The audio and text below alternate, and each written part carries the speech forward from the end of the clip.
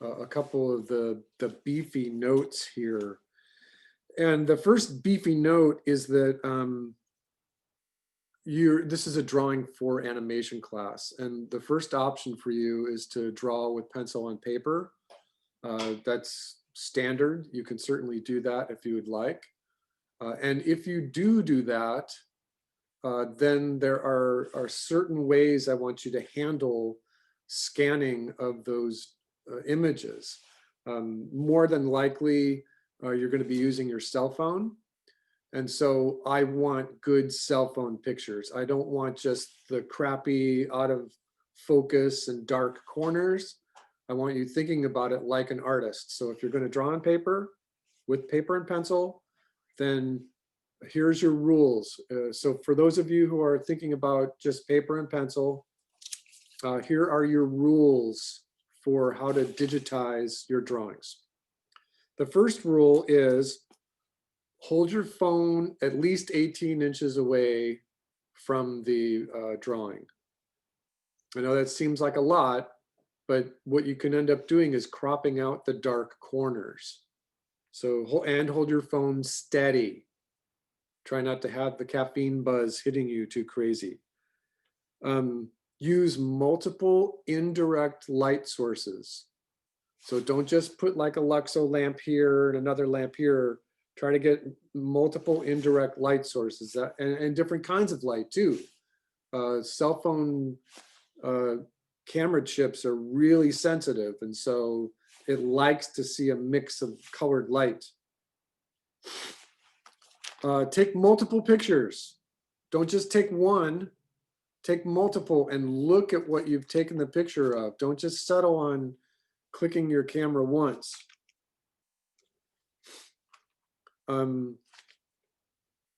Try to avoid any kind of shadows. The CCDs inside of cell phone cameras are really, really sensitive to light and dark. Even just a tiny little shadow, like I'm holding my hand above my papers right here, and my light is up on the right, and it's throwing a little bit of a shadow, and it'll pick up on it like crazy. So look at your pictures. I would like a nice even exposure, because you want to present your work in as near professional quality as possible. I don't like the out of focus dark corners. And I shouldn't. I'm your art and animation teacher. Remember that when you're taking your pictures, to hold your camera steady. To not only hold it steady when you're positioning it, but when you hit that record button, that shutter button, concentrate on holding your breath and getting a picture that's not shaky. All right, and then remember to check your shot. So look at it. You might have moved, and so just delete all the ones you don't want. Don't just take your shot once. Take it, look at it, and keep taking it until you've got one that's nice. All right. So at that point, it depends on what kind of camera you have. My cell phone, my iPhone, does not give me a JPEG. It gives me an HEIC file, which is an acronym. I don't even remember what it is. And I always have to open it or save it as a JPEG, right? And so I'm going to code the class so that I only want to see either JPEGs or PDFs. I don't want to see any of those crazy HEIC files or the raw digital camera files. I don't want to see any of those. It's either JPEG or PDF. And you can see that I've already put in the first assignment. It's every single week that we have class, I want you to have one page of sketchbook drawings. And those sketchbook drawings can be anything you want. They can be cartoons, logos, sketches, anything that you want. Doodles. There's no rules. You can draw whatever you want, just one page. And then every week there'll be a project that's also due. And you can kind of see that I've done that in the outline for the syllabus. And I've also modified that a little bit. So if anybody, I saw that people were looking at the class on yesterday and on Sunday even. This morning I modified it just a little bit, so go back and look at it again. All right, any questions so far? Yes. Mitzi. Yes. Do they have to be original drawings? Are we allowed to like resketch things from other creators? I don't know what you mean by resketch. What do you mean by resketch? If we take something that has already been created and we redraw it ourselves. Oh, you mean like Spider-Man? Yeah, like any other cartoon. All right. And we decide to draw it as like either a study or just to draw it. Well, here's the real answer.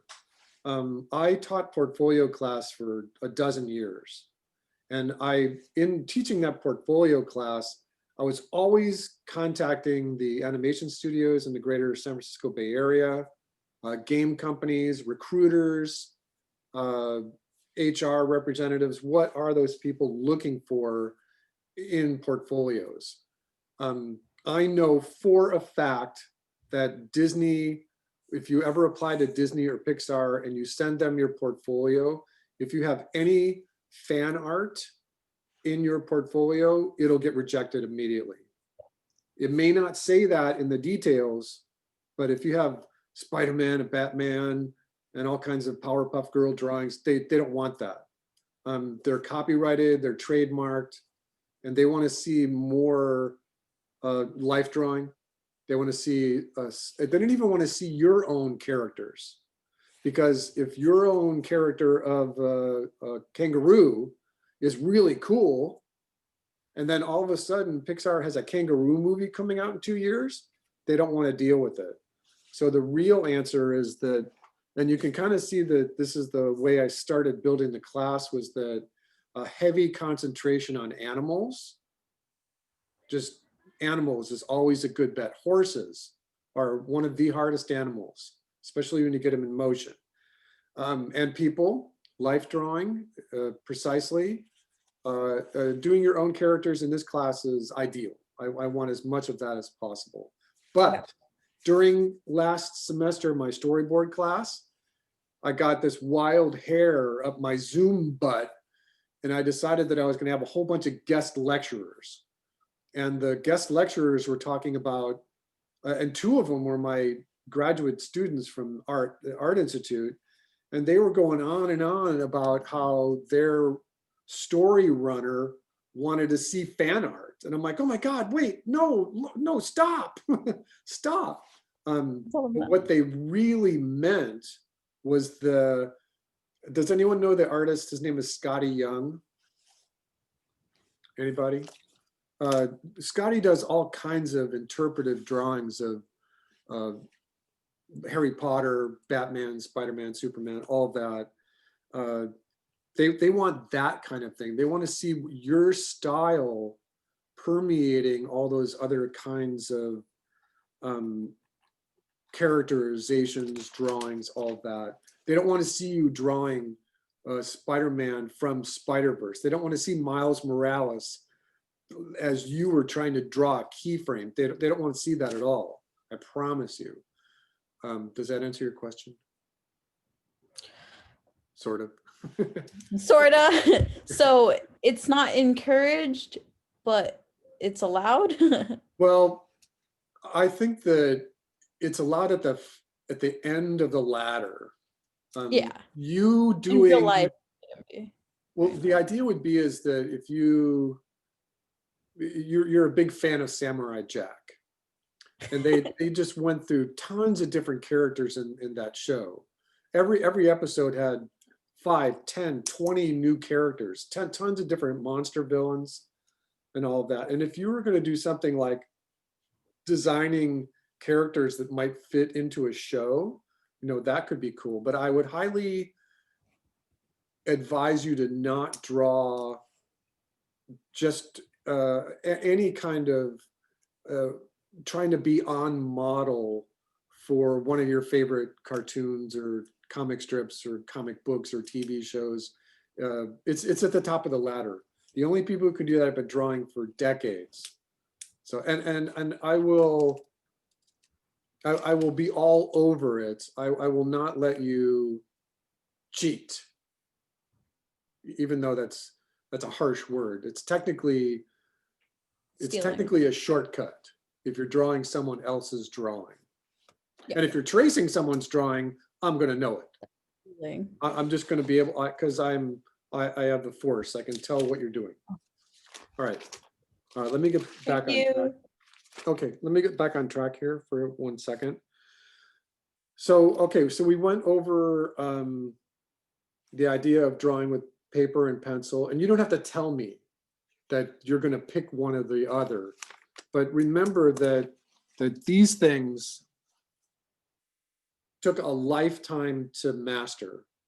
Drawing with a pencil, it just takes forever to figure out how to get the tip sharp and keep it sharp and twist it and get the tone, and it just takes a while. So now when you're drawing with a digital tablet, it's going to take you X amount of time to master that too.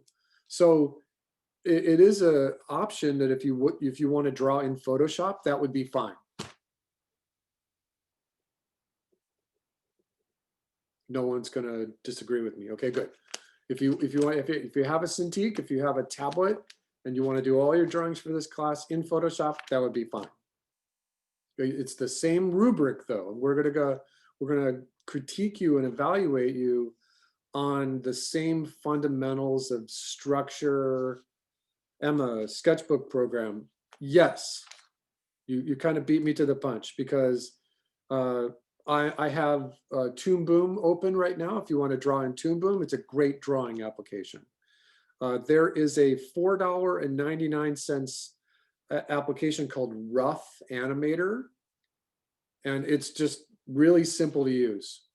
It, like, the learning curve is like 2 hours, and you've mastered Rough Animator, and it's good. I think it's vector. I do not recommend drawing in Flash. Do not draw in Flash, Noah. I will not permit it. Don't try to draw in Illustrator. It's not going to work, Mitzi. It's not going to. If you try to draw in a Word doc, I'm going to find out where you live, and I'm going to dress like you, and I'm going to follow you around. If you find out how to draw in a Word doc, I'd be impressed. Or I'd be really I'd let them scared. pass if they draw on a Word doc. They figured it out. I can't. What's that guy doing in my front yard? All right, and then there's a whole bunch of other ones. There's Psy and TV Paint. You all have your own favorites. You don't have to tell me what you're using. But if you want to draw digitally, there are 2 different paths, and one is bitmap and one is vector. What's a bitmap? Moses, what's a bitmap? I can't tell you off the top of my head. It's just a bunch of little pixels. What's a vector? Chloe, what's a vector? I don't know. I think Illustrator uses like vector, It So- is. but I don't know. I don't know what it Shapes means. More. Sorry to interrupt. Oh, you're good. It's math. It's math. It's a SV. You create SVG files, scalable vector graphics, and you can zoom in and out as far as you want, and the drawing pretty much stays the same. So you could draw. Toon Boom is a vector graphics. Flash is vector graphics, but the drawing interface is horrible. Photoshop is bitmap. So either one. It's the same critique at the end of the day, either one. Okay, everyone okay? Okay, good. All right, so I said this before, but I'm going to repeat it. And the repeat is that you have 2 files that are due every week. And one is a sketchbook drawing. And those are loaded in as 25 points, 8.5 by 11. And I'll make a note to myself to actually put these directions in there. I'll redo the directions. but it's like, if you're drawing on an 8.5 by 10 piece of paper, you know, that sounds to me like somewhere between 8 and 10 drawings. Right? So that's your sketchbook drawing. And then your project drawing, and I'm going to outline this really fast right now, based on the course competencies, the outcome, the student learning outcomes, is that we're going to start by just drawing basic geometric shapes. One of the things that I learned right away in animation is that literally the building blocks of drawing, any drawings, are cubes and spheres and cones and all of that. So that's like your first assignment. Then we're gonna move into objects, and those objects can be anything. They can be Windex bottles and Pringles cans and anything, cereal boxes, any kind of found object. And I'm going to be looking at proportions and scale, and then I'm going to move into perspective, and we'll have more detailed notes about this in like week 3 and 4 and 5. And then we're going to move into animals for a couple weeks. And you can probably see this. This part is just repeating what's on the syllabus. And I know that we're not going to be able to go to a zoo or to an animal adventure safari in this pandemic. So you could just be using drawings of animals that you find online. But I'm going to show you how I want them built. It's not like you're just tracing it. I'm going to show you the best approach for drawing those animals. Then we're going to move into life drawing, and it's the same thing. There's a whole bunch of websites that do have live nudes. They're not live, they're recorded nudes. They have life drawings that are in leotards. There's a whole bunch of different places to do life drawing. And it's at that point where you're going to learn the line of action and how to control it.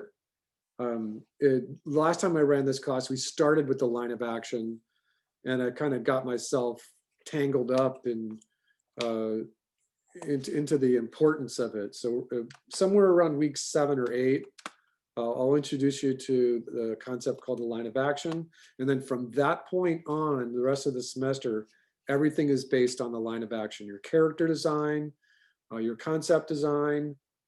And then we're going to do storyboards. We're going to do thumbnails at first, maybe for a couple weeks.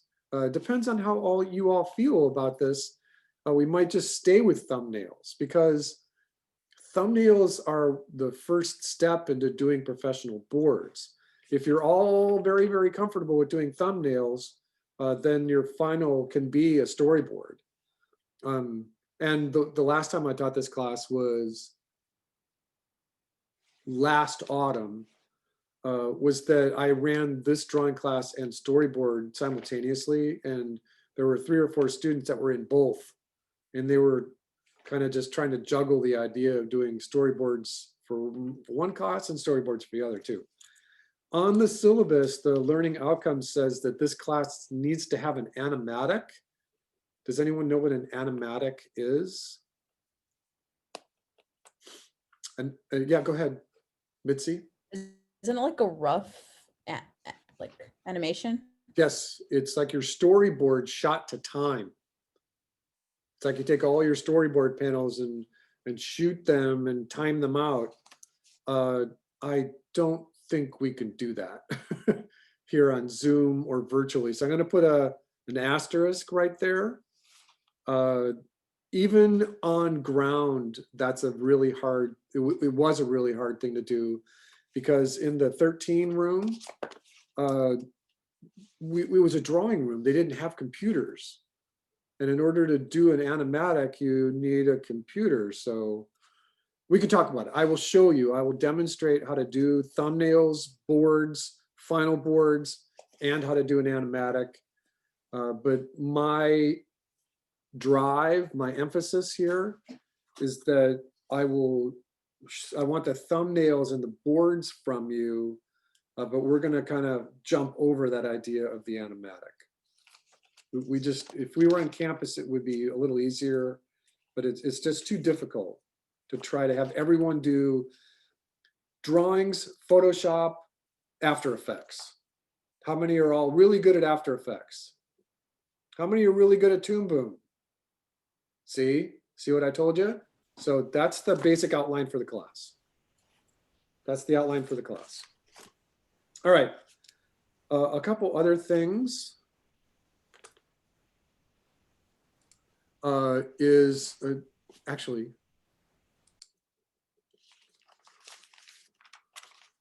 all right, so what I wanted to do was my typical introduction to a drawing for animation class. And I've done versions of this at 5 or 6 different colleges or universities. San Francisco State, AI, the Academy, Kenyatta, a bunch of different places. I want everyone to just kind of think about it for a moment about what drawing for animation is, and propel yourself all the way back to 1929 and Walt Disney's Snow White and the Seven Dwarfs. It was all hand drawn. It was beautiful, but there were animation drawings before that. Animation started in basically 1914 with Winsor McCay doing Gertie the Dinosaur. And those were all hand-done drawings. And before 1914, there was a whole bunch of other people that were drawing for stop motion. They were drawing all kinds of weird little sketches. The Zoo Praxinoscope, the Emile Renault's Theater Optique, all of these little strange zoetrope praxinoscope devices needed a drawing on it, or a series of drawings on them to get the device to work. So having it in that time frame between 1900 and 1929, when Walt Disney put together Snow White and the Seven Dwarfs, drawing changed fundamentally. I always like taking the side that Walt Disney was evil because he was racist and he was misogynist and he was a very bad manager. He treated his employees however he wanted. There was no standard. If he liked you, you were good. If he didn't like you, you were out. You know, it's kind of like that orange guy that's leaving the office tomorrow. It's not really the same. I don't want to put those in two in the same category at all. But before that, drawing had a very specific purpose in advertising, in illustration, in doing comic books or illustration for books. Drawing had a purpose for any kind of illustration thing, if it was a billboard or an advertisement. But there wasn't a lot of those artists out there. There were maybe a handful in Chicago, a handful in LA, a handful in New York, a little handful in pockets all over the world. But by the time animation really started, the golden age of animation in 1923 to 1929, that's when it started. And a drawing became a life thing that you could do. You could get paid a good wage to draw for animation. So I just wanted to put that in parentheses for you. Let me see if I missed anything from my list.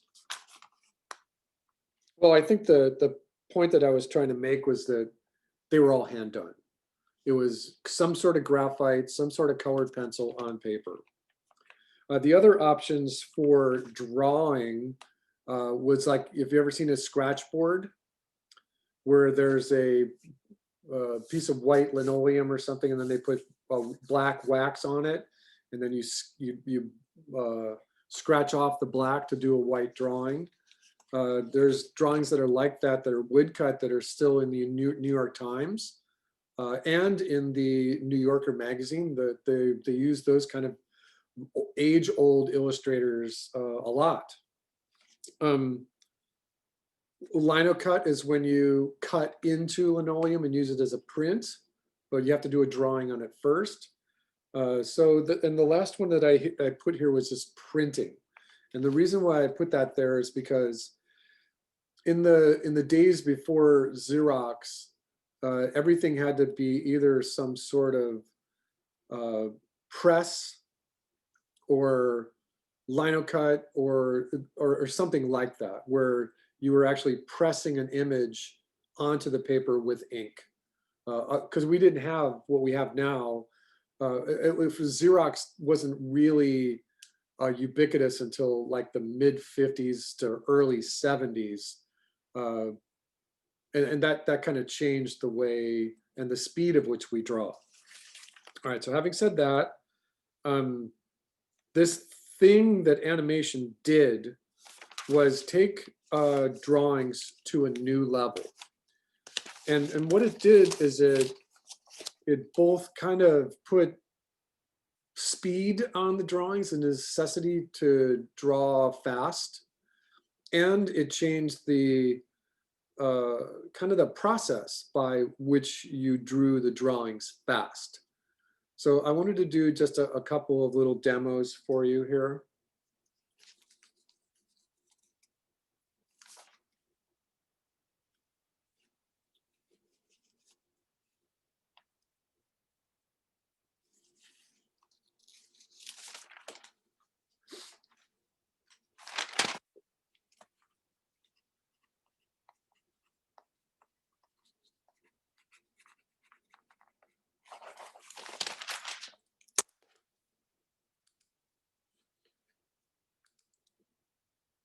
All right, so the first thing that I wanted to do was show you a rough animator. I'm going to jump back over here just for a second. I'm going to show you. So if you just type in rough animator, here is the rough animator website. For an Apple, it's $4.99. For any other device, it's $4.99. And so this is what rough animator looks like. I'm using a Wacom tablet. The Wacom tablet itself is probably 10 years old. You have a stage. The stage comes up as 16:9, which is the new HD ratio. It's 1280 by 720. So it says right there, 1280 by 720. And so if you wanted to draw in Rough Animator, because you can use it for your 2D animation classes, you are allowed to do that. It's appropriate if you want to do that. But what I don't want to do is I don't want to like show you the application. What I want to do is I want to talk about your first assignment. And so if you look at your first assignment, it's just going to say geometry. And I did this in design school in the 80s. I did this learning how to do drawings for Neon. I did this for learning how to do drawings for animation. You start out by doing geometry. And so this is what I mean. Perfect circles. And you can't do this with a mouse. So the idea of being able to draw a perfect circle, you can kind of tell I'm not warmed up. There's a little knack to it. You can see that I'm drawing counterclockwise. You can see that I'm trying to double up my lines. I'm not doing this. I'm not trying to do a perfect circle and get it to meet tip to tip. I'm scrubbing it. I'm getting my hands to go around in a perfect circle. So this is what I mean about geometry. A lot of what we draw is based on perfect circles or perfect cubes or perfect cones.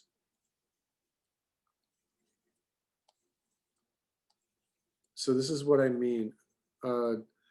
When you're looking at, and I just deleted everything right there because I'm still practicing. Oh, I don't want that.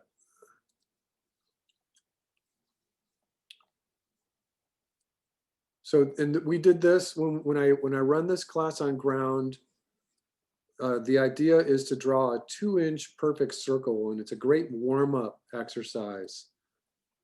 So this is part of your 25 points that is due on top of your sketchbook drawings for next week.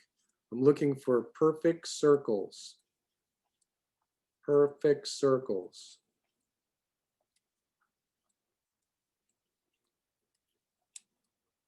All right, so now I got something scritchy on my drawing tablet. You can, and you can see that this is a vector tool. You can see that kind of fixed the line there. Right now, I just have my brush size at 4 pixels. I have the spacing and this at 20 and the smoothing set at 4. So it is trying to fix it for me a little bit. And I'm not quite sure that I like that. So I'm going to take the smoothing down to like 1, because I want more of a one-to-one connection of what I'm drawing on my tablet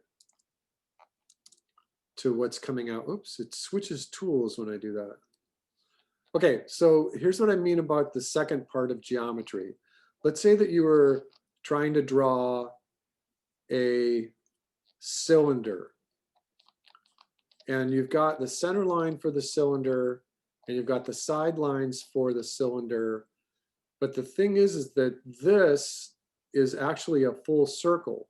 But because your eyes are only looking at it in perspective, the circle appears in this format for you. And if your vanishing point is right here, and again, I saw some comments, people worried about geometry and perspective. This first part is just going to cover all of that. So if my vanishing point is right here, and I wanted to draw the circle that is the bottom part of this can, then I make my lines go to the vanishing point. And then I draw the center line for the 2 center lines. And then I connect this in another ellipsis, another oval. And sometimes it's easier to just get your hand to practice doing that. So this is a little bit more squished here. In another example, if I was drawing a Pringles can, that this was the horizon, then this would be almost flat. And the longer the Pringles can, the taller the Pringles can is, then the more there's going to be an appearance of the circular quality of the rim instead of it being straight. And so I'm emphasizing a couple of things here. I'm emphasizing the idea of sketching. I don't think that this application allows me to rotate my screen, because sometimes that's one of the big tricks of being able to draw a perfect circle, is that you draw from the geometry of your own bones in your hand. And sometimes right-handers are going to rotate their paper a little bit to the left, rather than in this digital format. You're kind of like stuck with drawing perpendicular to the edge of the paper. So, and this is kind of just the idea of setting up your geometry, is getting the idea of this swing of this part of the ellipsis being more narrow, and that as it behaves with the perspective, that as the length of this can goes higher, longer, taller, that now the ellipsis is becoming more of a circle.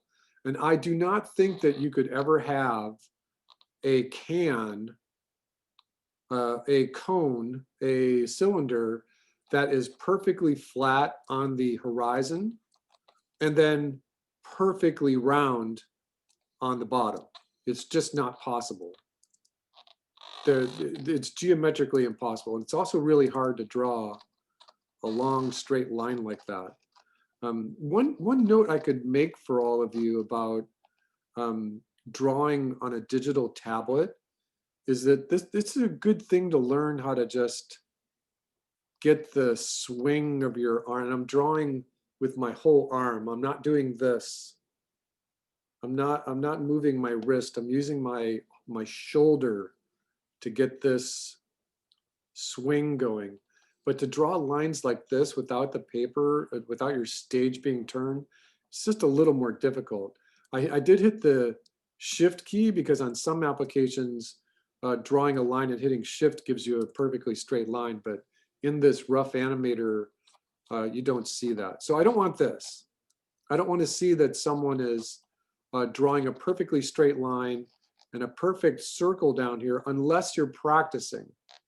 Unless you're saying, well, this little unit right here in the middle would be 2 squares. This is no squares. This is 1 square. So this would be 2 squares next to each other. This is 1 by 2 units.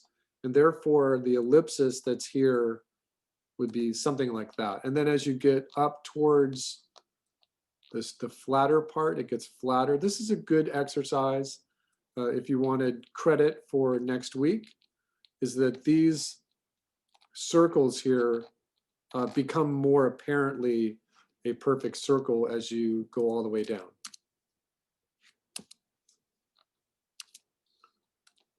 All right, do I have any questions? All right, so then moving on, the next part would be perfect squares. So if you're drawing this, and I like the idea of just sketching it, right now in this rough animator, I've got a couple of things that are happening. One is that I can draw really light lines. It's very sensitive to the pressure of my tablet. So I can, it's behaving just like a pencil. And it is kind of hard to talk and draw at the same time. But I'm working it out here. So what I'm looking for is a perfect square. So perfect circles, 2-inch circles, perfect squares.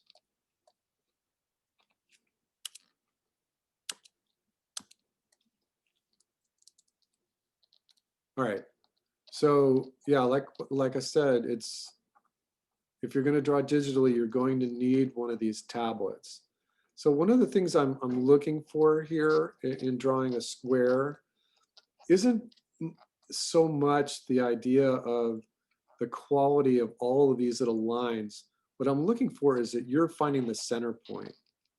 What I'm looking for is that you're thinking about this in terms of equal spaces, that these lines are all behaving themselves in terms of units. This is 1 unit, this is 1 unit. The center is in the center because that's geometrically correct. So we have circles and perfect squares. These are the things that you should always be warming up with. Perfect circles, perfect squares. Oh yeah, and I just realized that there was this weird thing about the lasso tool in this rough animator application, because it does this. Look, everyone, it does this, the weirdest thing that you've ever seen if you're trying to lasso something.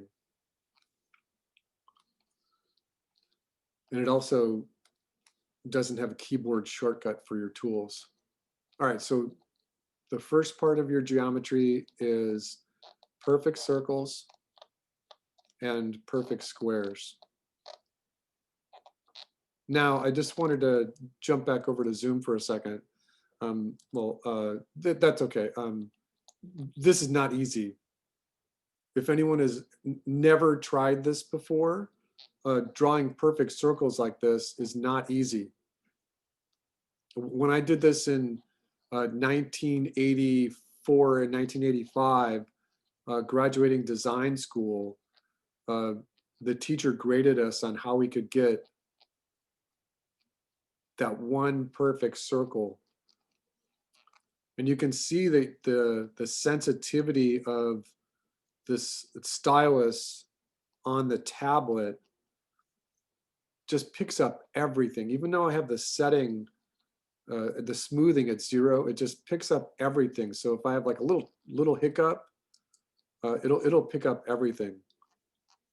So I would recommend trying to draw perfect 2-inch circles every day that you're warming up. And you're not wasting paper if you're doing it digitally. Like I said, do not even think of attempting to do this with a mouse. It just doesn't work. Okay, I have a question. yes, Hamdi. So I don't have a digital tablet yet, but I'm probably either gonna buy one or see if I can borrow one from the school. Yes, So sir. until then, should I just like use paper or Yeah, just use paper and pencil. like for the sketches that I have to turn in every week? Yeah. Okay, cool. Yeah, Thank you. Oh, by the way, I didn't mention this to you all. This is not going to be the hardest class you've ever taken. It's meant to ease you into the idea of how to draw characters and design concepts and to do background drawings. And we will touch on that professional quality for sure. But this is not going to be a crazy difficult class. In a typical college setting, a 100 level class is freshman level. A 200 class is sophomore. 300 is junior, and a 400 level class is senior level class. But at Kenyatta, they wanted their class numbers to be the same so that they all fell in the catalog correctly. So this is basically a 100 level class. And I want to introduce you to the idea about, drawings for animation, but also drawings for games. Because in the Bay Area, there's 300 game companies. And there's 4 or 5 world-class animation studios, but they don't hire entry level. Lucas Digital Arts does not hire entry level. Pixar does not hire entry level. Tippett Studios, world-renowned stop motion studio, does not hire entry level. Okay, so this is the next part of your geometry. And I would think that this would be just a little bit more challenging if you've never done it. But it's also in the warm-up phase. So what you do is draw yourself a horizon and give yourself a vanishing point on the left and a vanishing point on the right. So one of the things that I wanted to emphasize here was that on a typical piece of paper, if you were just drawing in landscape form for a typical piece of paper, the further off the paper that your vanishing points are, the more realistic the camera. So if I set up a cube here, and if I just do a vertical line and send it straight to the vanishing point, sorry, this is really hard to draw to the left. And then draw your cube as it was in perspective.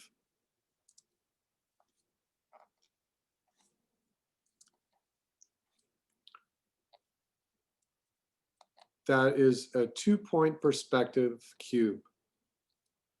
And you can see the top of the cube, but not the bottom. And so the other example would be as if I put a horizon that was on the paper. If the 2 vanishing points are on the paper and I try to do that, it's going to really skew and almost like a fisheye lens.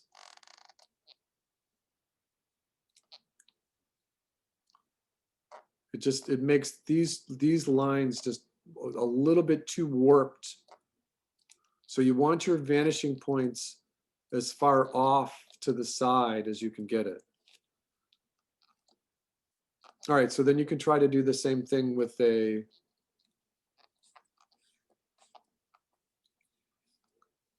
cone, sorry, with the cylinder. So set up your horizon, put your vanishing points as far off to the right and to the left as possible. and set up your cone. So if you're drawing a cylinder in perspective, you probably want to draw the square that makes up the top of that cylinder first. So you can put a point right here and just draw to the vanishing point. Figure out about how big you want it to be, and get your square set up so that you can build out the geometry for the top of your cylinder.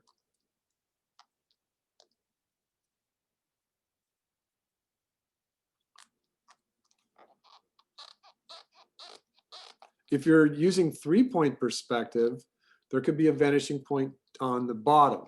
So you have a vanishing point on the left, a vanishing point on the right, and you could have a vanishing point in the near ground. So you just put on the bottom for near us. And then this cone will vanish to that vanishing point. And pick a place. I mean, this is already off the stage a little bit, but that's okay. So pick a point for how tall you want this cylinder to be, and set your vanishing points to the right and to the left, and draw your square first. And then put the cross lines in there, find your center point, and then figure out where that perfect circle, which now looks like an ellipse, is. And in a cylinder, you would not see this back line, but I want to see it. And so your cylinder is going to look like that. And this is a cylinder in 3-point perspective. So you've got circles, just a whole bunch of perfect circles, 2-inch, squares, squares that are in 2-point perspective, and cylinders that are in either 2 or 3-point perspective. All right, so let's back up just a little bit. I'm going to pause this for a second. Am I going at a good speed for everybody? Am I going too fast? Okay.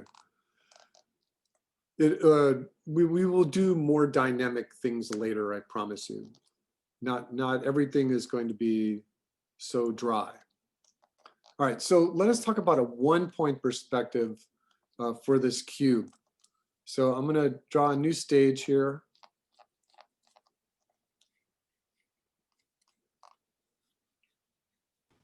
Are we ever going to do any like 3-point perspective? Well, this is 3-point perspective right here. This cone yeah. is in 3-point. 2, 3. Oh, okay.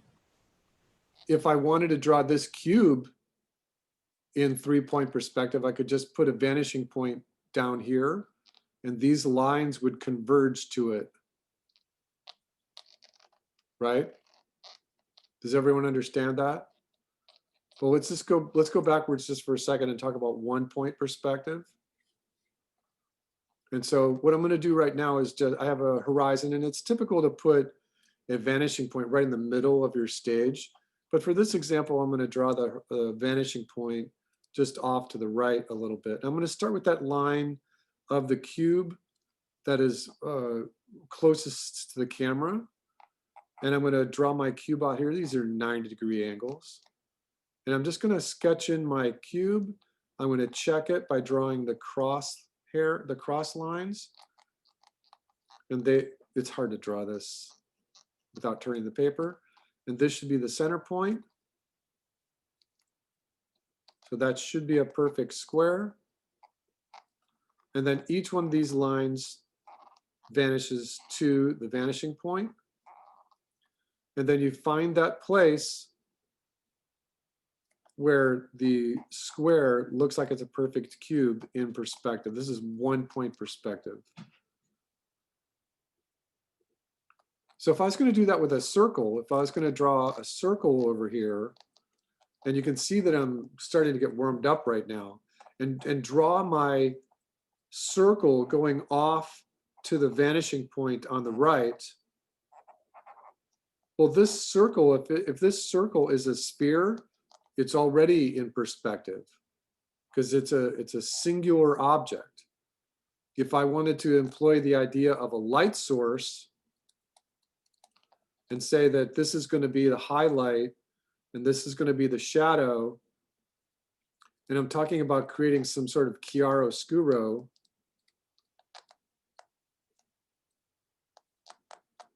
Has anyone ever heard of chiaroscuro before?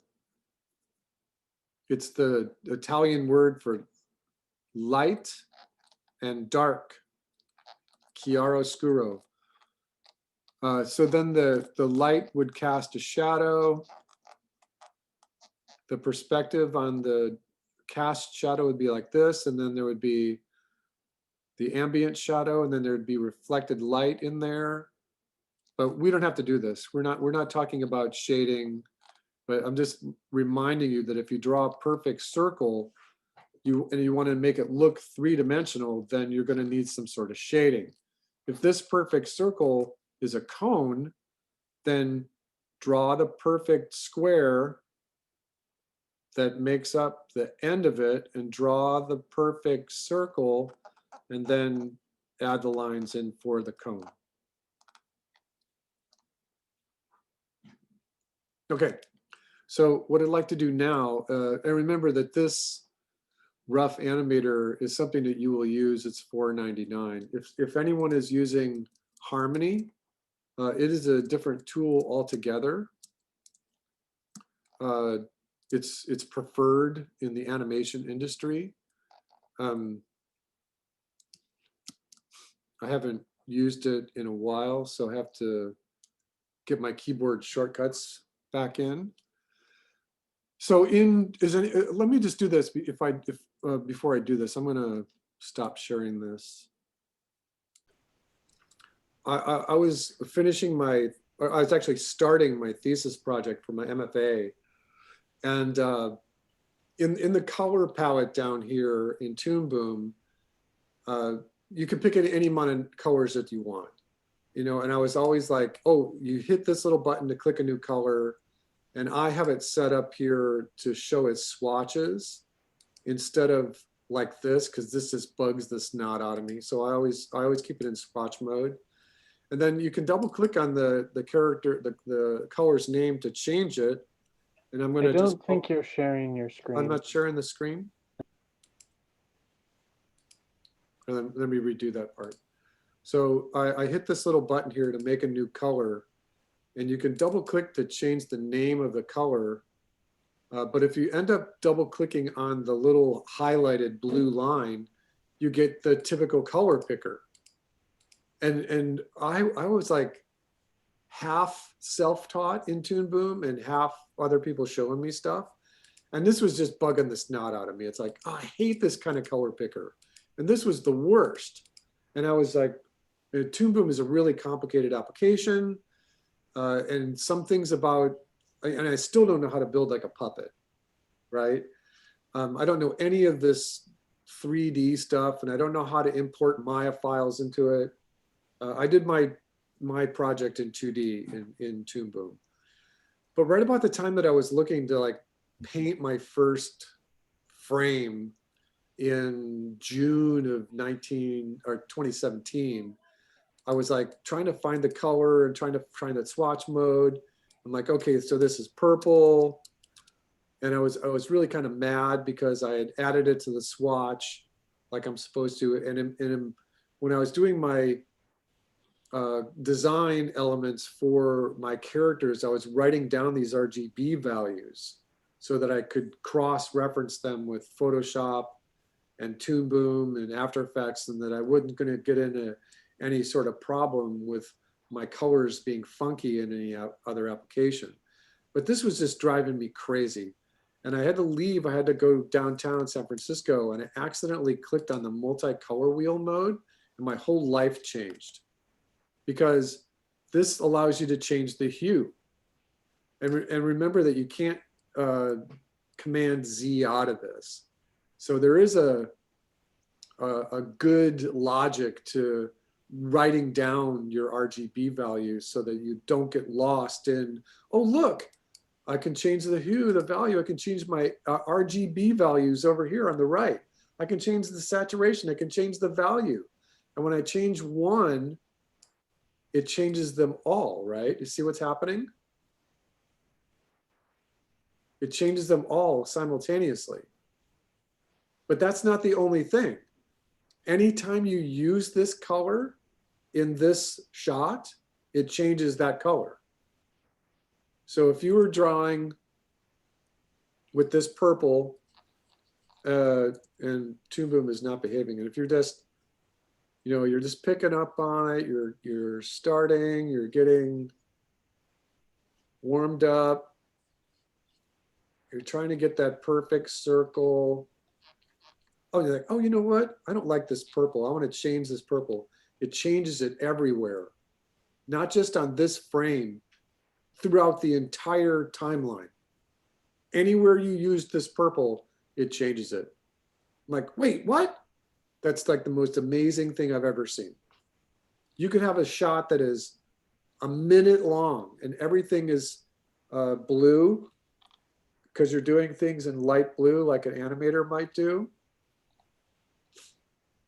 Oh, I'm going to sneeze. And you can copy and paste. I'm allergic to blue. How many people that you know are allergic to a color? I heard some people actually do sneeze when they see a certain color. Oh, yeah? All right, so once again, this is just Toon Boom. It's another vector application. It's a good one. If you were going to use either Toon Boom or Photoshop or a rough animator, you would just export a, oh no, you can't. You have to save as. Oh no, wait. Well, you don't have to use Toon Boom for this class. This is doing it for the whole project. All right, so let me go back to this.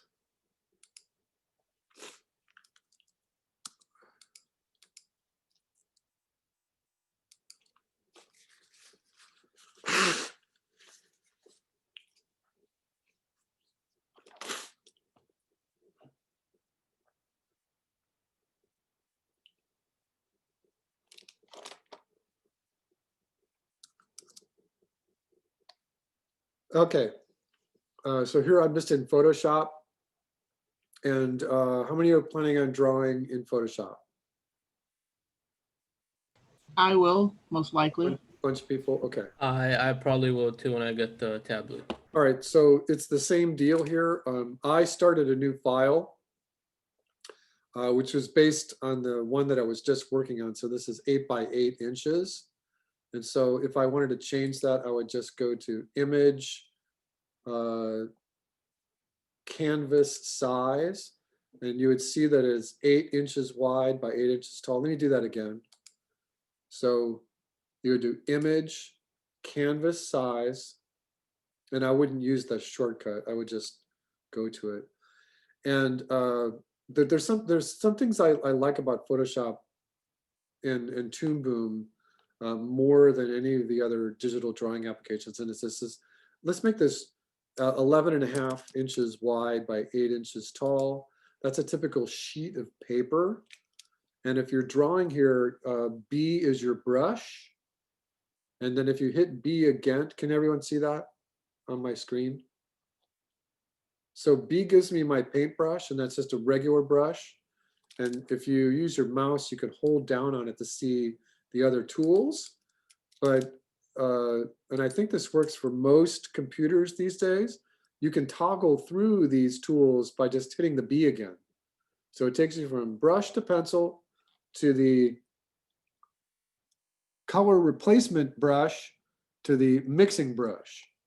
That's the mixing brush. So you could just, and it doesn't go backwards, you just have to go forwards. So you can just use your pencil here in Photoshop. Now I've got a brush or a pencil that is 2 pixels. And let's just take the size of this up a little bit. I'm going to draw this at 6 pixels. And so you're more than welcome to draw in Photoshop. R is your rotation tool. So if you were looking to rotate your canvas, you know that R is your rotation tool. and the escape gets you out of it. Hold the Z key down just for a moment, and you can zoom in and let go. You're still on the pencil tool, but now you have the space bar. And again, I'm swinging my elbow, and you can tell that my hand, my arm is starting to get really warmed up. And I'm getting closer and closer to being able to hit that circle. These are only 1-inch circles, but that's okay. Again, I'm not looking to just hook it up. I'm scrubbing it. This is what I'm looking for. I'm looking for you training your arm to draw that circle, draw it fast. All right, so remember that Photoshop is a bitmap, so that means that these are all just little pixels. If you were to look at Toon Boom, when you zoom in, the lines are really clean. So right now I am at 5,000%. And these lines are still perfectly smooth. If you're at 12,500% and you want to get back to a regular camera, Shift M for all you Toon Boom people. All right, circles, drawing perfect circles is part of your geometry for next week. Okay, let me go back to Rough Animator. So just a couple of things just about Rough Animator.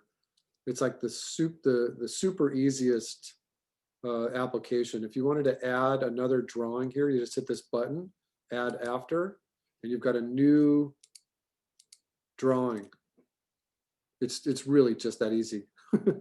You can add as many as you want, but you can keep practicing. Here you're just drawing your circles, right and left vanishing points.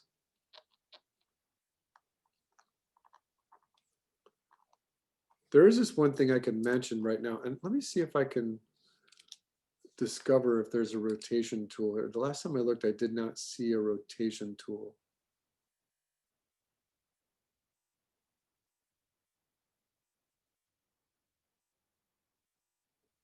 Yeah, I don't think there's a rotation tool. This is going backwards and forwards on the timeline. So that's okay. But if we were doing this in class, I would show you this really cool thing that is important, especially for you people that are doing your drawings with your pencil on paper. And it goes like this. So you set up your horizon. You just draw it as straight as you need to. You draw your left vanishing point. You draw your right vanishing point. You find a place in the middle to put the nearest line for the cube. And then the easiest way to draw this point vanishing to this vanishing point is to turn your paper sideways so that you're striking it away from your body, and you're just making a really fast line right to that vanishing point. And you start here and you just look, you put your pencil right here, and then you look at this point and then you just go to it. Now, this is it's close right there, but this is the problem with having the stylus, which is either a polycarbonate tip or a polystyrene tip. There's a couple of different tips that you use for these Wacom, these little bamboo styli. But you're on a polycarbonate surface. So you have this nylon tip on a polycarbonate surface, and it's really slippery. So it's really easy to just go, whoa, you know. If you've ever seen that, it's like, oh, you're using a stylus. The other thing about the stylus is that if you're trying to draw it, because it's so slippery, you get these little hooks. I don't know if any of you have noticed before, but because the nylon tip on the polycarbonate surface, you have this tendency to like hook it. It picks up the little hook. Like, because it's still reading it on a regular pencil, it would just die away. And so trying to avoid these little hooks is a big deal with the Wacom tablets. I don't know if any of you have experienced this, but one habit that you can get into is just drawing a little slower at first. Trying to get your lines to be thin to thick to thin again. All right, so this is the next part that you can practice on. Oh wait, let me finish this first. This is the hardest thing to do, is because I'm right-handed, is to try to draw left. It's so that's not too bad, but I would practice it. I would try to do better at getting this line to vanish right to that point.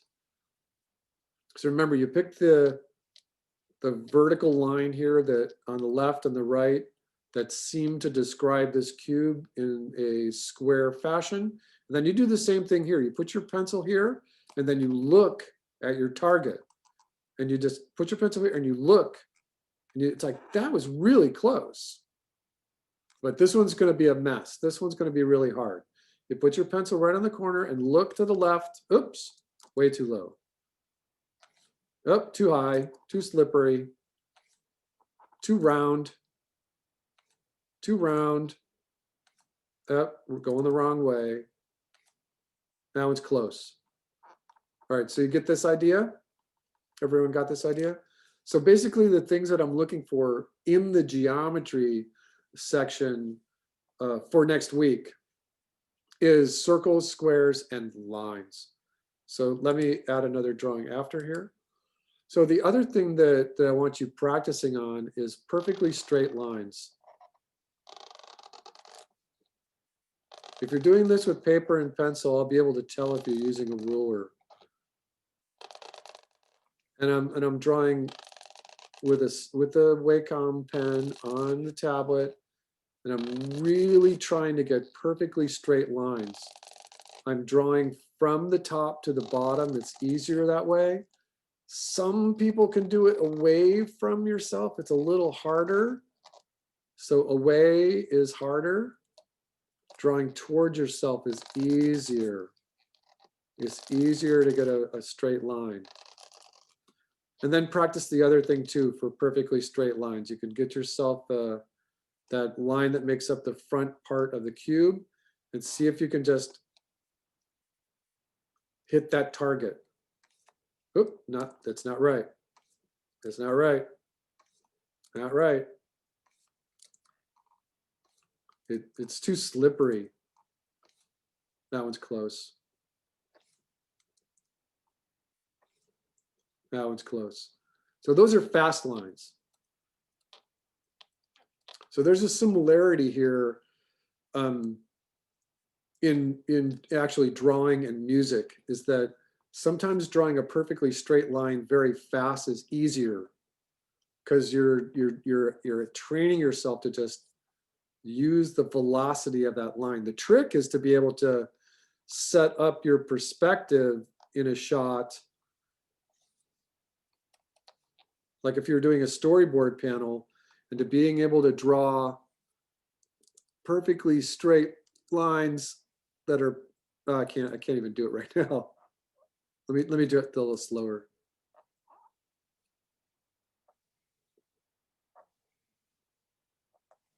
Oh. Like you're making your perspective grid.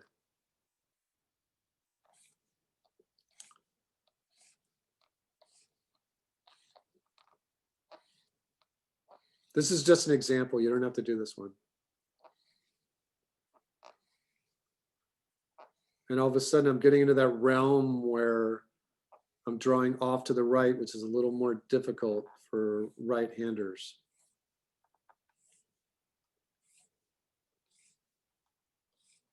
And we'll practice this more in the next couple of weeks, but setting up these perspective grids, there's a process to this.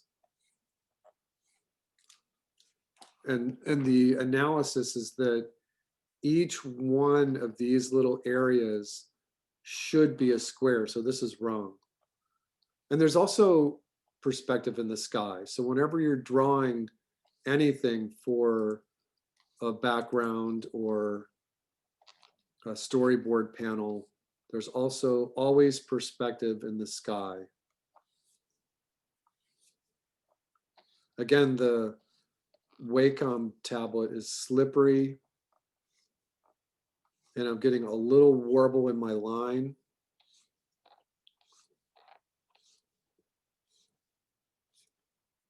But I routinely take a cleaning product and a disinfectant to my tablet every day. And these are hard. These are really hard lines to draw. Starting from the right, going to the left and up, I'm always going to get this little wobble. It's close, but if I wanted to get these lines down here, it's like, oh, I can't turn my paper. That one's just wrong. All right, so let's go back to this frame here. So drawing perfectly straight lines is a really great way to warm up. Draw them towards yourself and practice drawing them away from yourself too. It's a little more difficult. When you're drawing these circles, you know, I started out by drawing these things always counterclockwise, but sometimes you might find it interesting in terms of training your hand to draw both counterclockwise and clockwise, training yourself to do it both ways. If you've never done this before, it's a nice little exercise.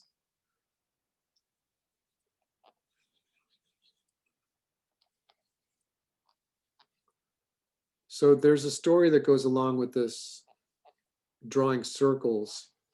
There was an artist, his name was Giotto. Does anyone know the story of Giotto?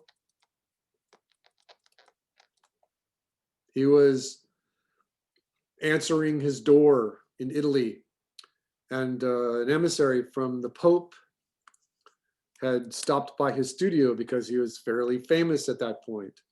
And the emissary was asking Giotto for an example of his painting so that he could take it away and show the Pope, because the Pope was looking to send out a commission to have a painter paint his face, his portrait. And Giotto's like, well, I don't have anything to give you. I don't want to give you one of my paintings. No. So he just took out a paintbrush and drew a perfect circle. He just struck it. He like drew a perfect circle, not like the one I'm doing here. And a perfect, one stroke, perfect circle. And the emissary was like, oh, wow. And he took that away and he won. He won the commission to do the portrait of the Pope. And nowadays, there's a whole society of people who are in the perfect circle society.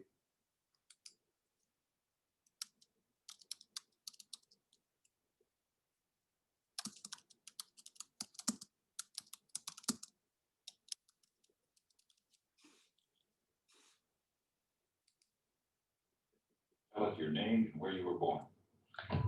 My last name is Lee, Bruce Lee.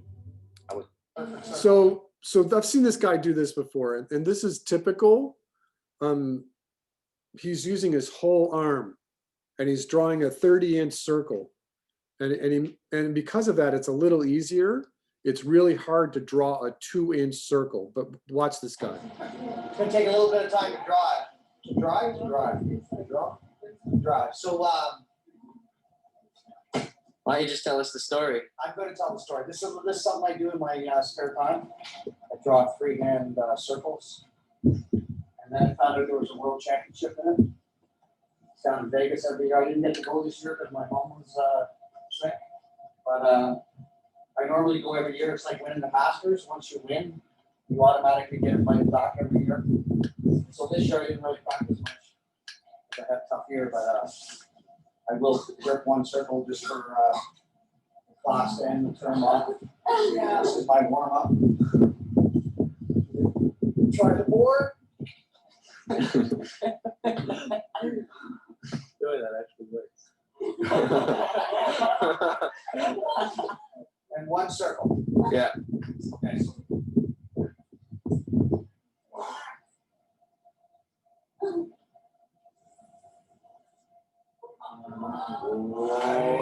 got a perfect circle.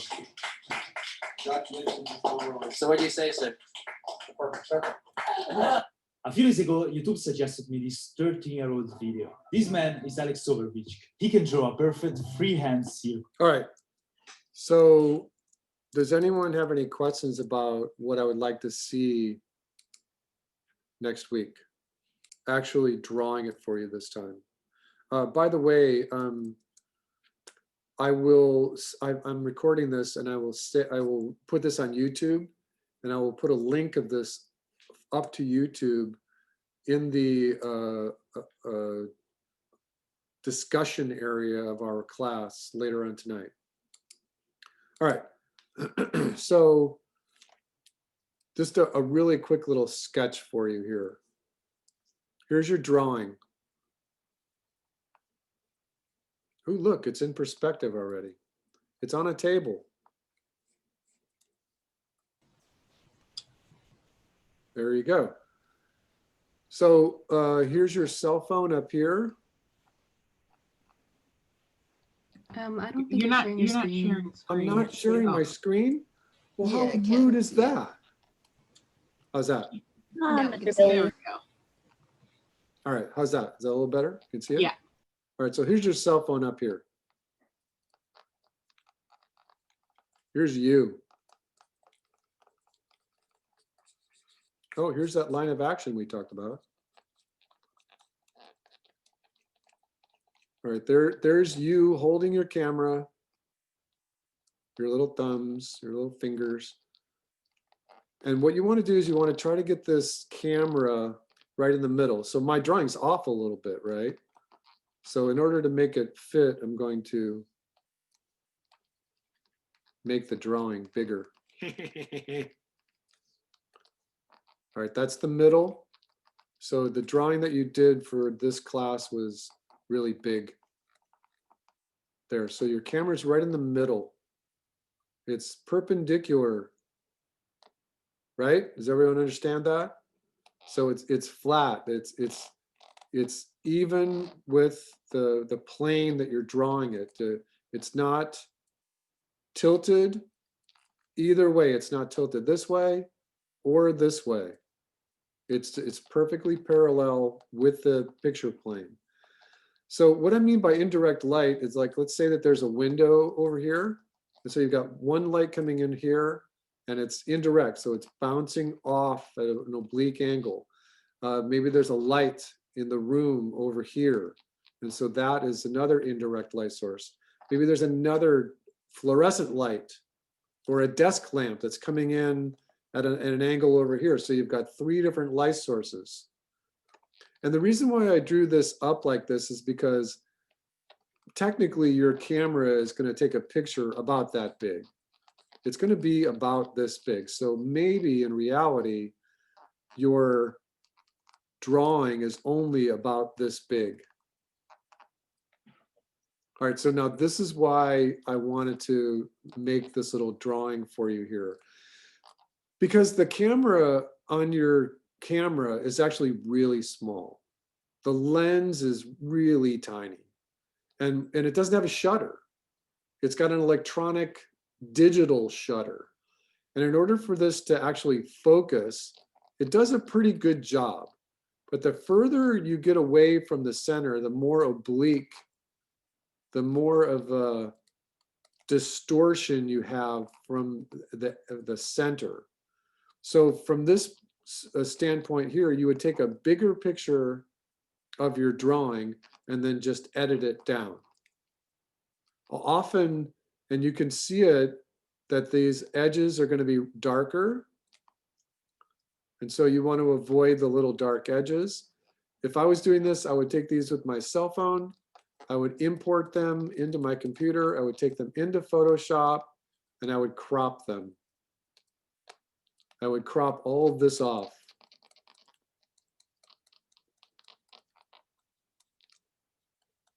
Has anyone ever done this before? This kind of, so you want to crop this out. This distortion out here, it can get you into trouble.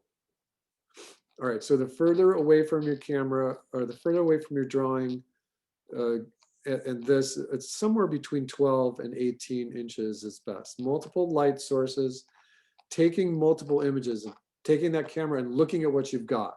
So this is basically the same idea as if you're going to be using a DSLR. Is anyone planning on using a DSLR? Does anyone know what DSLR means?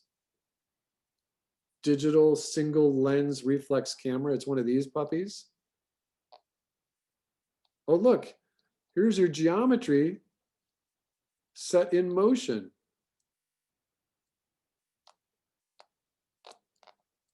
It's one of these kind of cameras.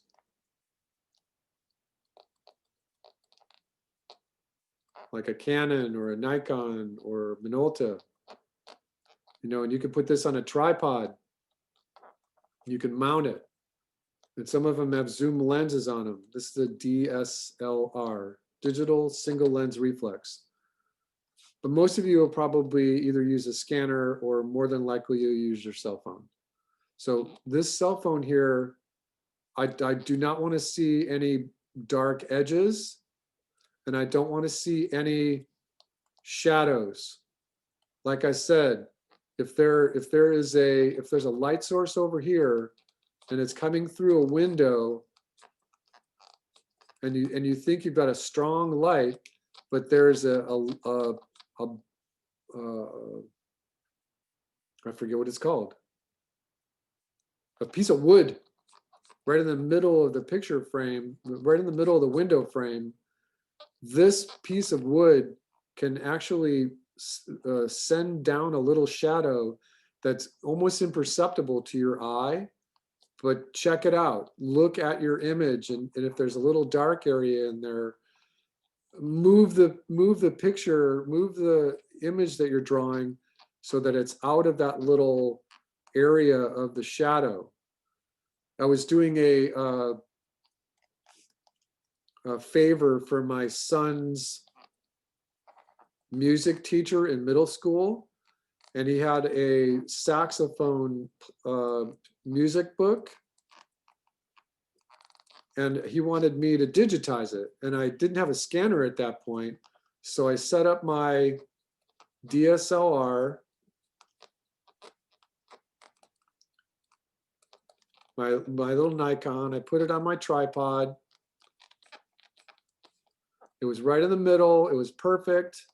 I was shooting a little bit more than 2 pages of the music book, and I was getting a good exposure. I had light that was coming from behind me, and you always want this light behind the camera as much as possible. And then there was a house over here, so the sunlight was bouncing off of this and then onto this, so it was a nice even exposure. And there were probably 50 or 60 pages of this music book. And so I would turn the page, click, turn the page, click, turn the page, click. And it didn't go that fast, right? I always wanted to make sure that it was in focus because my autofocus was on. And so it took me maybe about 30 minutes or so to shoot the whole book. Is everyone okay with this idea? Everyone following along? Well, I was in my backyard. And so the perspective in the backyard looks something like this. This was on like a little piece of wood frame that I had just nailed together really quickly. And my tripod was right here, and the backyard was right there, and the door in my backyard was like right there, and there were windows over here.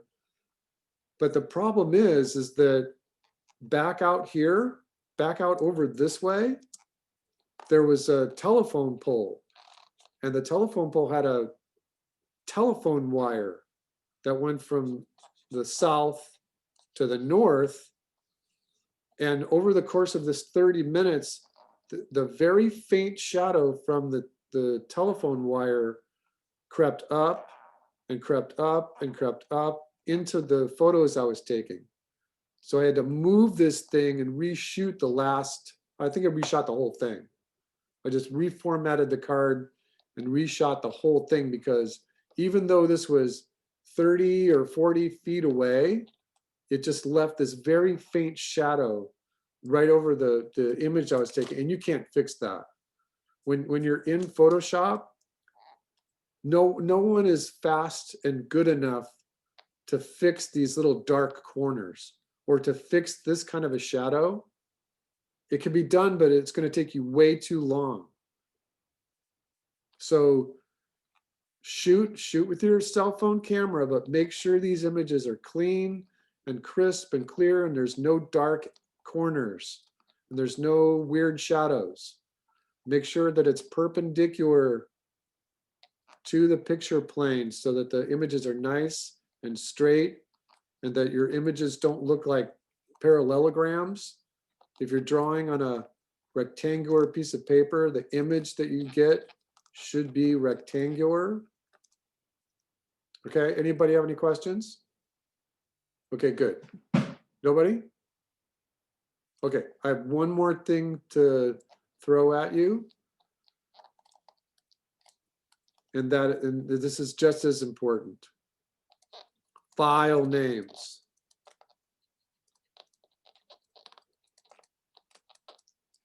So if my name is Billy B, and I'm doing week 1 drawings, right? And I might have a series of them.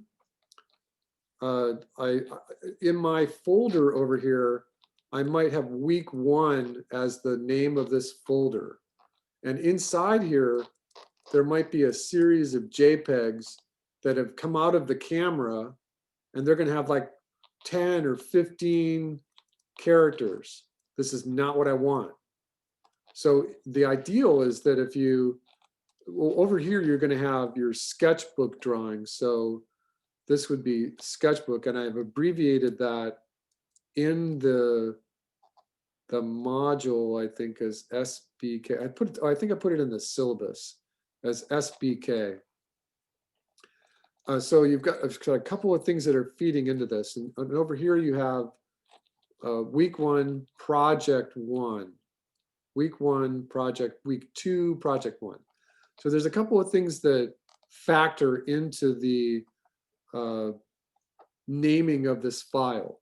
The first thing is that the file name needs to be as short as possible. Now, I'm not making this up. Every animation, every game studio in the world follows this basic same rules. 2, no spaces. Everyone listening? Everyone paying attention? I don't have anybody sleeping, do I? Okay. Short as possible. 10 characters to 12 characters is ideal. Any more than that, it's too much. The theory here is that you should be able to see what your folder name is. Like right here, this Principles of Animation 88, this is too long. It's almost too long. But my screenshot gave me a screenshot that is like 25 characters long. That's just because I haven't changed it yet. So short as possible, no spaces. Capitals mean something. Capitals are important. So an example, BB underscore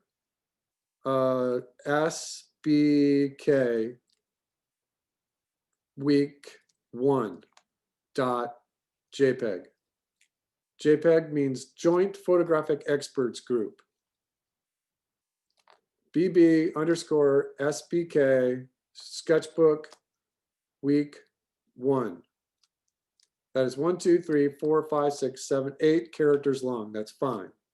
So if I'm doing the project part of it, let's keep this initials the same. Let's take a look at the class. And I just want to take a quick look at what people's initials might be.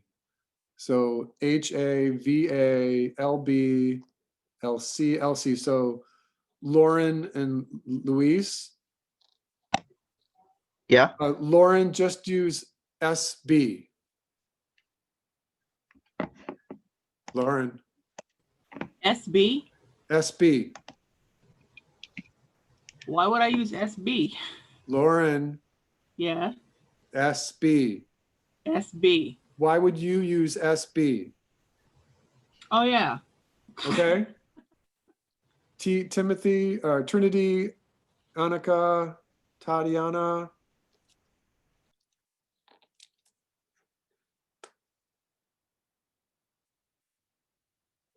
Okay, so Mason and Michelle.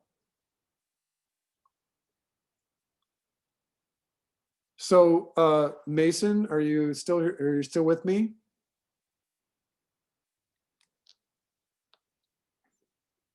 Mason? Michelle, are you still with me? Yeah. So I would say, Michelle, you use MI, just the first two letters of your first name, and Mason would use MA. I'm looking for any other initials that are the same. So Randy and Rachel. So that would be, and God, there's so many similar letters there. So Randy, are you with me? Yeah. So Randy, just use RAN, and Rachel, RAC. Okay. All right, so back to this. My second set of drawings here for the project would be Billy B, capital underscore project one version 1 dot PDF.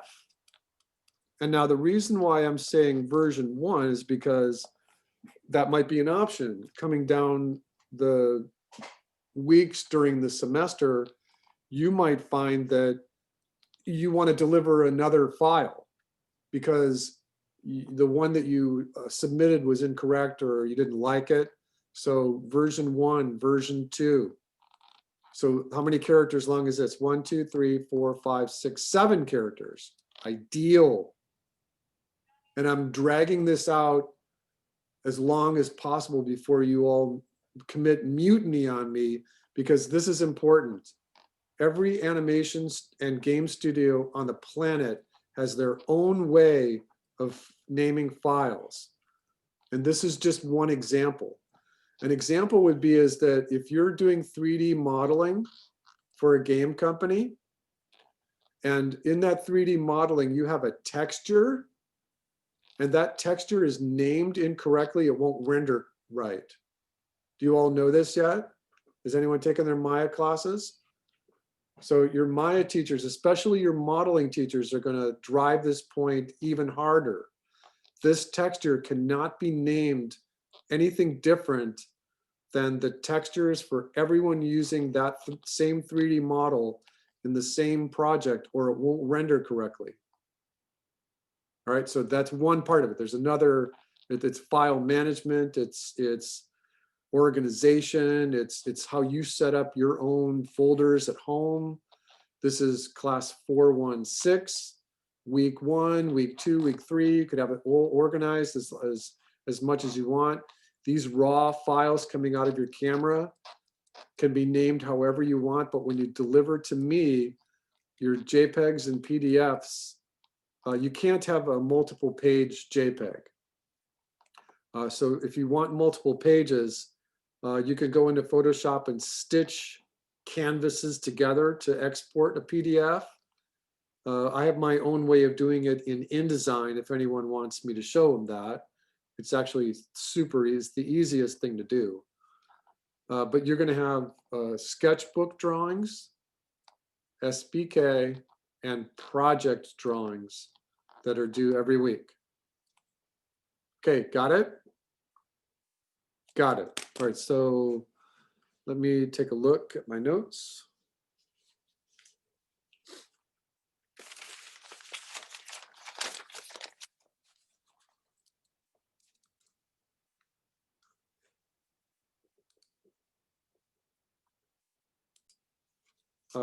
instill in you is the idea that this seems simple.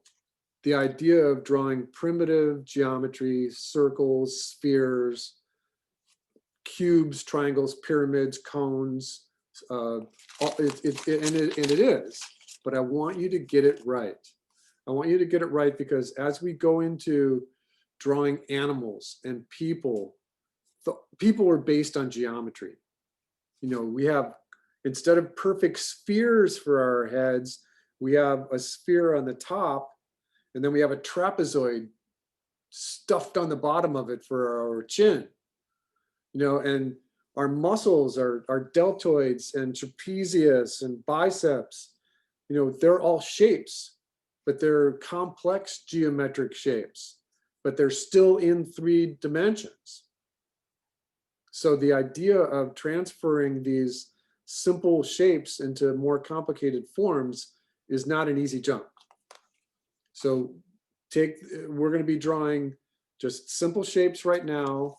It's not hard, but it's a step in the process. And then going into the objects that you're going to draw from your house, anything that's in the kitchen or bathroom, anything.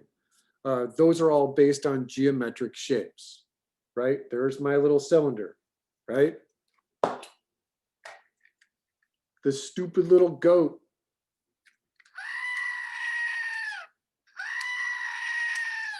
You know, he's based on geometry.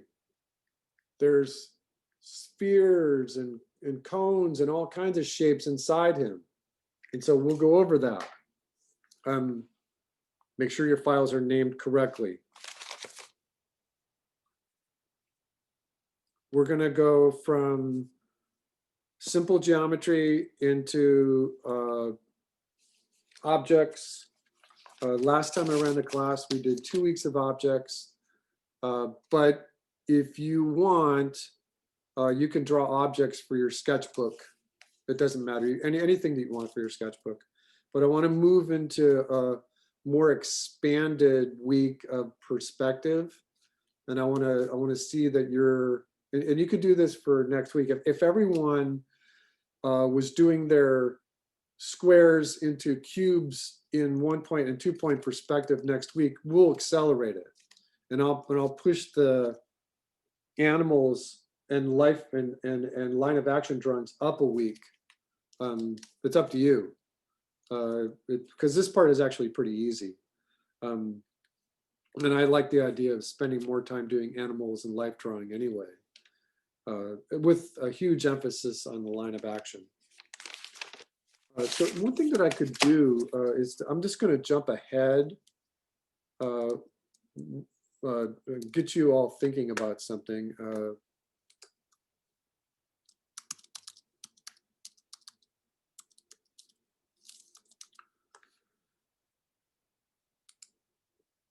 All right, so I'm just going to give you this link. So this link is in the chat area. I'm also going to put this in the announcements area of our class, because in this class I usually come back to this.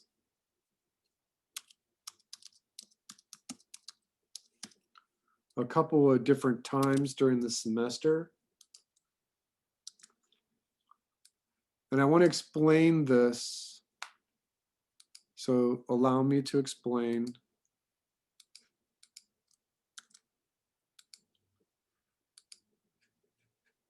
Okay. All right. So can you see what I posted? Did everyone look at it? All right, I'm going to share my screen with you again, and I'll walk through it. All right, so this is called Fluby Newbie, and I ran across this about 8 or 9 years ago. And when I first looked at this, I'm like, oh, cool, Fluby Newbie. But when I started scrolling down, you can see how long this page is. So this is like one of the longest pages on the internet. It's just a really, really tall page. And I think the reason why I found it is I was just looking for a website that really concisely explained how animators use the line of action. And it says the line of action right there. But it's odd because this line of action in Scrooge Duck is not quite as accurate as I would like it. The silhouette is great. When we're going to talk about character designs, we're going to talk about silhouette and posing and line of action until your ears are bleeding. That's all great. And then they're going to talk about drawing in 3 dimensions. So here is an exact example of drawing your spheres and body parts as 3-dimensional objects rather than drawing flat. The lines of action here in this example aren't quite as right either. So the first time I ever saw this, I was like, uh-oh, because this is completely cartoon accurate. Don't draw this, push your line of action. When you're drawing a pose for animation, push your line of action. You cannot get a pose out of Jerry unless you're drawing the line of action first. And then they go on and explain how you can see the line of action in photographs and in live action animals. They're reminding you to draw in 3 dimensions so that the character is not flat. Right, and then so here is Donald standing in the front view and the line of action is completely straight, but when he's in a 3/4 side view, you see his line of action. And this stuff is just great. These examples here about 2 characters fighting and opposing the 2 lines of action is how you set that pose. And this goes for animation, film, short film, feature film, comic books, sculpture. This practice of adding a line of action to your drawing or pose is the trick. It is the main trick. And here you can see that this character has several lines of action for her pose. And if your camera is looking at it, you might have 3 or 4. If there's a close-up on a hand, you might have a line of action for each finger. So, and here's one of my favorite examples that you can't draw SpongeBob without the line of action. It's just too simple of a character. And so there's all this stuff here. This is all good. This is all great. And then as soon as they get into the part, oh yeah, this stuff is my favorite right here, where they're showing you a really simple red curve on top of the pose. And this is showing you how animating from negative space helps emphasize the key drawings. That's always really great. There's Muhammad Ali. There's a line of action in real life. And then this stuff here is just to die for. This is perfect. This is how you want to act for drawing for animation. This is how you want your hand to behave. All right, and then here's the one thing that I wanted to caution you. We go from this stuff right here on whatever page this is perfect. These lines of action, these poses are great. Absolutely spot on, industry standard. Perfect, perfect, perfect. And then they start talking about Mickey and Scrooge for Mickey's Christmas Carol, and this is all fucked up. Every single one of these examples is like wrong. All of these are wrong. The line of action isn't even close in this one. And so that's why I like using it, because it stretches your imagination. Say, why is this one? This one's not so wrong, but Donald's back is arched the wrong way here. So be careful with looking at this website, because all this stuff was done on a production where someone was just winging it. These are wrong. Donald has an arch in his back, and it's incorrect to use a straight line. This isn't even close to his main form of his body. This one's a little closer. Then they start talking about cinematic thirds, and then they break away from it. So that stuff that you just saw was wrong.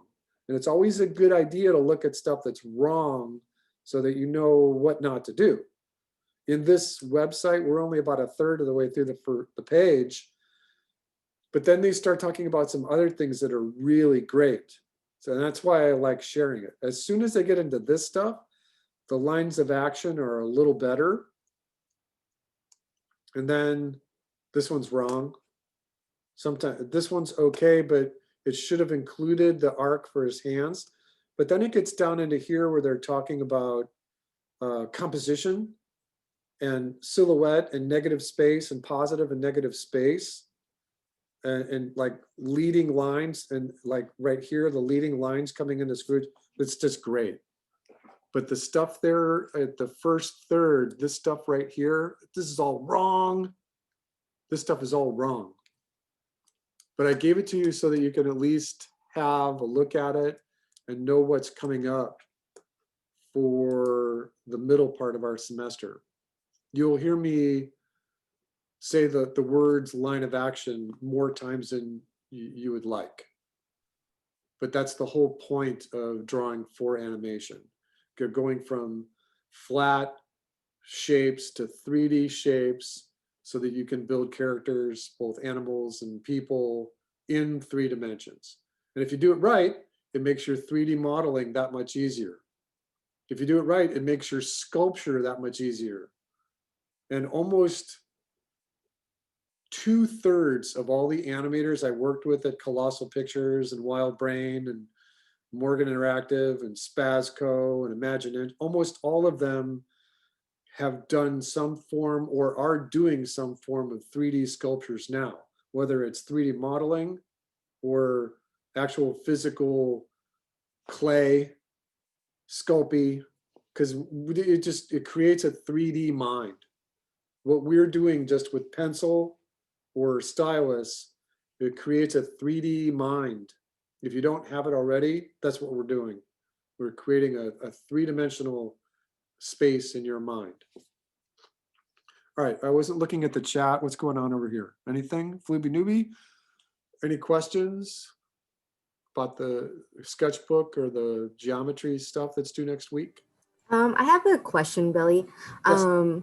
So for the sketchbook drawings, do you also want those on the 8.5 by 11 paper? Whatever you want.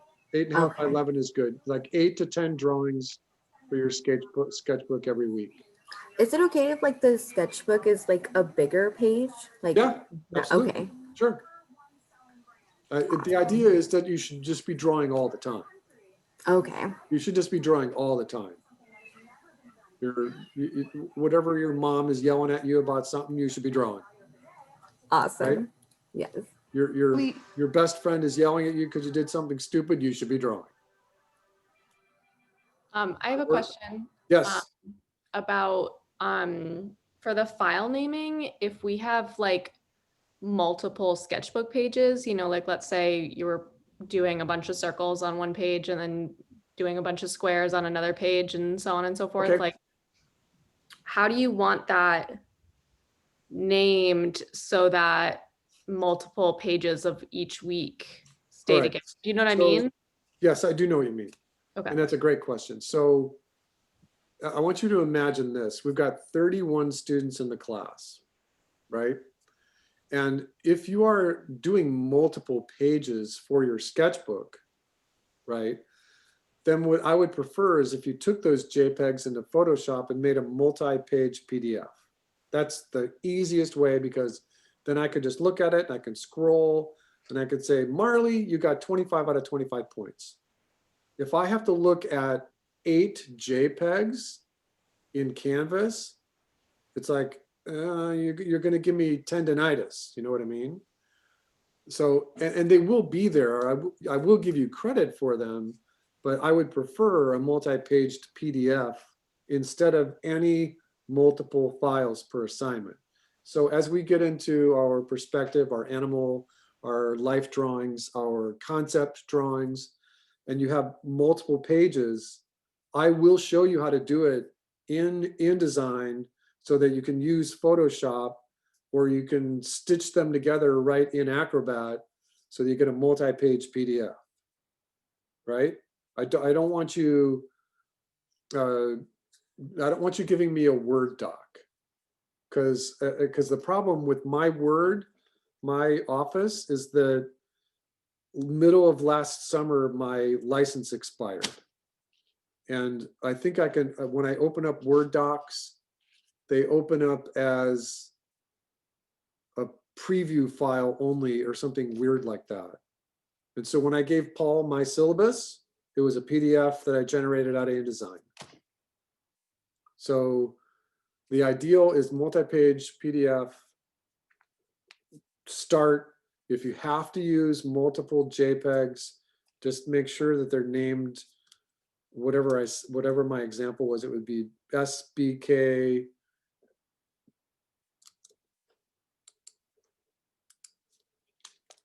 I mean, this is not ideal.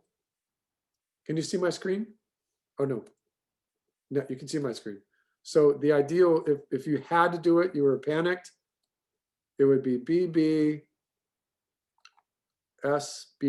SBK week 1A .jpg. 1, 2, 3, 4, 5, 6, 7, 8, 9. And I'm not gonna flip out on you or anything, but I would prefer a multi-page.